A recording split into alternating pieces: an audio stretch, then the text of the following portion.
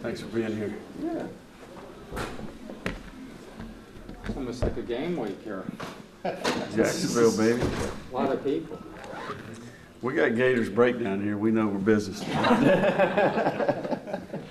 Coach, one of the buzzwords I keep hearing from Gainesville is the program is built. I think you've said that a couple times. Seems like you have a different confidence about where Florida is right now. Can you tell us what some of the reasons behind that? Yeah, I use the analogy, we were down in Ponte Vedra today at lunch, and there was a guy out there in the ocean, and the waves kept just smashing him, knocking him down. Kind of felt like that guy for 2 years, but I think we've built really good processes and systems when it comes to the portal and NIL in particular, Florida victorious. So you kind of finally feel like you're standing in the boat now, and you can kind of have a little bit different perspective. So I think our roster's in a lot more stable place. We've got relationships with the parents, the circles of influence, the mentors, and I think that just leads to more trust, better chemistry, better morale. I think there's some meritocracy in terms of the compensation and all that. So yeah, we're just living in a little bit different world. We've navigated it for 2 years, and finally good to feel like you know your team and you feel good about your team. Coach, with that different world, go before transfer portal, after transfer portal, has your approach changed? When you have those guys that are in your program for 2 or 3 years, you have a certain process with those guys, but now that changes with the transfer portal, guys who may only be around for a year now. Yeah. What is that process like in getting them up to speed and getting them developed in a timely manner? Yeah, I think that's a great question. I think a lot of coaching friends that I have, we talk a lot about that. I think the most important thing is that we do our research in the evaluation process. I think this cycle in particular, we did a good job of identifying prospects and then that have experience, that have the traits, that have been productive, and then what is the extra dimension that they bring to the team, from a character leadership standpoint, and how will they connect with the current players? Because I think that chemistry part's important. So what we've done is we get them to campus, we get them around some of our trusted players, and then we ask them what they think. Is this guy going to fit? We know that he could bring some things to the team from a production standpoint, depth standpoint, but then is he going to be disruptive, or is he going to actually bring some positive things to our team? So I think that's number one. The other thing I would say is that we are further along in our time here, so most of the players that become available, sometimes we have relationships with them from the past, and that makes it easier, right? When Pup Howard becomes available, we know immediately that we would want him on our team, right? So we're benefiting from being at the University of Florida for 2 years, and these cycles of recruits, we know them all. We evaluated them all. We had relationships with them all. And we're a little bit of a head start in terms of speeding up that process. So I think going forward, we'll benefit from the work we've done in the past. I think it's a great question. Does your process change with those transfers now that you have guys who have been with the program 2 or 3 years, but now they have to get up to speed? Systemize, you're saying. Systemize. Offense, defense. Yep. Yeah, I think mid-year in particular, I think you got to be strategic about, if you're taking a inside linebacker, a safety, a tight end, an offensive lineman, those that are going to have to be communicators and processors, and there's definitely some learning that needs to take place. Quarterback, I think those players need to be mid-year. And then if you're going to take a player in the spring portal, typically that's going to be skill position, someone you feel like you could get up to speed pretty quickly and they could impact your team. So, or a player that has multiple years that you're maybe not necessarily counting on contributing right away. Last fall you mentioned you guys did like a video cut-up showing all the rivalry games. I don't know who's in charge of the scheduling, but they haven't given you an easy one yet to open a year. What do you know about the Miami rivalry and what that means to both fan bases? Well, I think, first of all, I've got a tremendous amount of respect, much like growing up and keeping track of the University of Florida football. You go back to my middle school, high school, my early parts of my coaching career. I mean, I think that's when Miami was thriving, and we certainly have a ton of respect for that. So anytime you're playing an in-state opponent, I think there's going to be a little something extra on the line. I mean, certainly our players know their players. I have a ton of respect for Mario and what he's accomplished as a position coach, head coach. And they're certainly improving, you know, and they've done a good job improving their roster. So it's going to be a great game, man. I mean, can you imagine? I mean, it doesn't get much better than Miami in the Swamp to open the season. So it's going to be very competitive, and we look forward to that challenge. The summer A started today, right?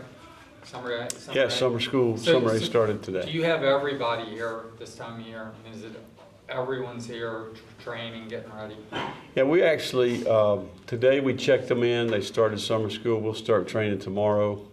Some of our freshmen won't be here for a week or two because of graduation and those types of things, but they'll be here pretty soon. Within 2 weeks, we'll get those 3, 4, 5 players here, and we'll have everybody here. Just so the year-round aspect, I mean, it's been going on for a good while. Mm-hmm. But what was your experience personally with stuff like that? In terms of summer? I'm just kind of curious how it's just evolved in your life. Yeah. No, I mean, now I think. you got everybody here nonstop. Yeah, I mean, when I was a player, we might have 50% of the team there. I mean, I used to work 2 or 3 jobs, pay my own rent and cook my own groceries, right? So, yeah, but I think nowadays, not only the resources that we have available, summer school, the commitment to making progress toward degree, but also I think the things you can do with the players. I mean, I think that rule change just a few years ago was healthy. We're actually able to get on the field with them. We're still limited to 8 hours a week of training, but there's an opportunity to be on the grass with the players from a football standpoint, and you can obviously meet with them as well. So summer, you really find out what type of team you are, because I think there's a lot of voluntary work. I think your leadership is important. Having a veteran team, I think, becomes important, and I think we'll benefit from the veteran leadership that we have on this team. How are you approaching the spring transfer portal period with the roster, the state it is, scholarship-wise and so forth? Say it one more time. How are you approaching the spring transfer portal period? Yeah, well, it's good. I think for the first time we can be picky. I think we've probably been 6 or 8 in the hole the last 2 years, so we've been pretty aggressive. We've been having to go uncover players and see if we could find some guys that were capable. And you end up a little bit under 85. Now, I think this year we're playing with a lead a little bit, so I think that's been healthy. We're just deeper and more experienced than we have been. I think we've learned that you don't want to be doing business in the spring portal if you can control it. So I think the player availability, and then it's a little bit like NFL free agency in terms of this compensation in the market. I think it's a completely different animal than the winter portal. I'm curious about Trey Wilson too, obviously coming off the big spring game the year he had last year. When you were recruiting him, the NFL lineage, the fact that he had a dad, how attractive was that, and what kind of traits do you see? Yeah, it's one of the things I love about Trey is when you have a conversation with his dad, it's all no nonsense. I think he's raised Trey the right way. Trey's a competitor. He's tough. He definitely understands the business side. He's got great practice habits. He trains his butt off, and he's into the game. I mean, he's a student of the game. He's worked on his skill. His dad has got knowledge, and I think that's helped Trey transition. I mean, Trey wasn't mid-year, but he was able to impact our team as a true freshman. So, I think that's definitely beneficial. The pedigree there has helped. What's it like doing these Caravan stops, getting a chance to interact with Gators fans? Yeah, it's good. I mean, I think it's motivating. I think there's a little bit of accountability to it a little bit. So I think, we're hopeful that we'll have a lot to celebrate in the future. Right now we're in the process of trying to put Florida in position to be a contender consistently, and a lot of work to do, and we're right in the middle of that work. You mentioned Pop Howard a minute ago, obviously some from right here in Jacksonville, very near right here. What has been your initial impression of getting the chance to work with him through this spring after his arrival through the portal? Yeah, I've been impressed with Pup. I think height, length, he's 6'4", 240 pounds. I think probably I'm impressed with the maturity. I think he's a very bright player. He's a great communicator, and I think he's aggressive, man. He's an alpha, and I think he came in and went right to work. I mean, heck, I think the last month, he's one of the few players that I see in the building every day, so he's been training in our facility. Love his family, and yeah, I mean, I think it matters to him. The University of Florida is important to him. He had a great spring, and he'll be a factor. He'll be a major factor for the Gators going forward. I think early on when NIL was first starting out, there was maybe a little bit of cautious people out there, certainly, I think you could say. Have you noticed when you talk to people in the fan base and potential donors that maybe they're embracing it a little bit more, understanding how relevant it is and necessary it is for building a competitive roster?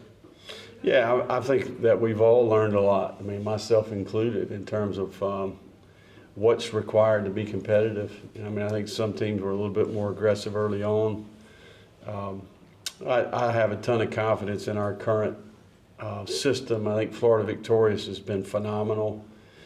They not only handle our NIL, but they handle all 21 sports at Florida. So, it took us 18 months, but I think we built the system. We have the vehicle. It's built. It can operate for all sports, all athletes at UF. We've got great processes there. NCAA approved, state law approved. It's a business. I think they have about 12 employees, and they have a great working relationship with Gator Boosters, the University Foundation, the UAA. So, it's a third party that represents Gator Nation, and they do a phenomenal job. Jose Costa, his leadership, he stepped up to the challenge. And, we're now in position where we've got a very competitive product there, and it's making a difference. Billy, don't you think that system, though, it's ever evolving, and how do you stay in front of it, right? It's not going to be the same in a year, 2 years. It's going to be different next week. I mean, how do you... But I think what we try to do is create our own rules to some degree, because if you don't, then you're just chasing the wind a little bit. So we've created our own set of rules, our own parameters. We've got a way that we do business, our system. And then we just basically try to execute within that, and I think it's relative to the market, relative to the competition, and I think that's what's helped us kind of keep our sanity to some degree. But you're exactly right, and I think that's been the hard part about the job. Every 6 months, the cycle's changed and the job's changed, right? So, hiring Mark Robinson's been good. I think we have a forward-facing person, that's kind of the front office in-house that works with Florida Victorious. We made some adjustments in the personnel department. Jacob LaFrance is the general manager. We've got good workflow there. Bird Sherrill heading up the portal side. So we're executing there. I feel like all those systems are up and running pretty good. Billy, you're going to be in Destin in 2 weeks. You took a more kind of stayed out of it approach the first year or so. Mm-hmm. Are you going to be more involved? How involved, and what things do you want to kind of be on front and center, like to hear more about or be involved? Yeah. No, I think the recruiting calendar, I probably have. Okay. That's probably where I have input the most. I just think we've got to get some type of rhythm to our calendar. If not, we're going to run our people in the ground. I think. So it's just a nonstop, and I think it's important that we adjust for the quality of life for the assistant coach, but also our personnel staff, our recruiting staff, the ability for the second tier, some of our quality control analysts, interns to be involved a little bit more hands-on from a football standpoint. So we've got the infrastructure to execute. I just think the times of the year where you used to take a deep breath, like this time of year, for example, now our guys, there's a little bit more on their plate. The winter, I think ultimately what we got to do is we've got to build a player experience where we have minimal attrition in the portal. We can be selective in the portal. We can focus on recruiting the right types of players, not only physically, but character, mental makeup, circle of influence, and then focus on coaching the team and developing the team, and the intangibles of the team. So until you get ahead, until you stabilize the roster, you're grinding, and I think this has been, I almost used the analogy like the year one was year zero, and then year two is year one, and this is really year two for us. So college football's changed quite a bit in the last 2 years, not to mention trying to get the Gators back on track. So, but I'm going to tell you what, I like our team. I'm excited about these guys, and I think that's what gives me conviction. So we'll go to Brennan in the back, and then we'll finish with David. One question each, please. Coach, it looks like the NCAA is going to approve all the analysts being able to coach on the field. Talk about how that will help you. Yeah, it's to be determined, but I think, I do think it's beneficial. We've got a lot of people in our building that will immediately be able to impact our team. And look, I think the reality is, depending on what campus you visit and what day it is, some of those people are already coaching. So depends on who runs your compliance and how often they're around. But I think that it'll be healthy. I think it'll allow a little bit better pace to the job. These guys not only coach their position, they evaluate their position, they recruit their position, and then they have to develop great relationships, and those relationships are tested more than they used to be tested because of the transfer portal, right? So there's more on the plate, and with more attrition, there's more evaluation and more recruitment, right? So, I think the workload of the assistant coach has been probably 3, 4, 5 times as much work as the past, and I think having quality second-tier people at each position, distributing that workload from an evaluation, recruitment, relationship, teaching, development, that's going to benefit the quality of life of the staff members. Coach, something new is the in-helmet communication. How did that go in the spring, and what were the differences between somebody who's experienced like Graham Mertz, but somebody so unexperienced like DJ Lagway? Yeah, that's a great question. And let me tell you, we lived it every day. Because, you got a guy who's fluent, he's a native, he knows the language, he's comfortable, he can process. Graham Mertz is one of the brightest players I've ever been around. So he can process about anything, and I think he started, 43 games. So talking to him is a little bit different. I do think that DJ Lagway probably executed at a higher rate and was able to perform and be more productive because we were able to talk to him all the way up until 15 seconds left. There was no doubt his development benefited in a major way. So I do think that it's exciting because you're scripting for the first offense, you're scripting for the second offense, and then you have the ability to kind of be a mediator from a communication standpoint for each player. But yeah, I think it's really a great, we've done a ton of homework with NFL play callers and coordinators and people that have been in the league in the past, and in terms of what that looks like, we're learning that some quarterbacks want a lot of information and some don't want any, right? They can handle it. So I think Graham and DJ are probably a combination of both.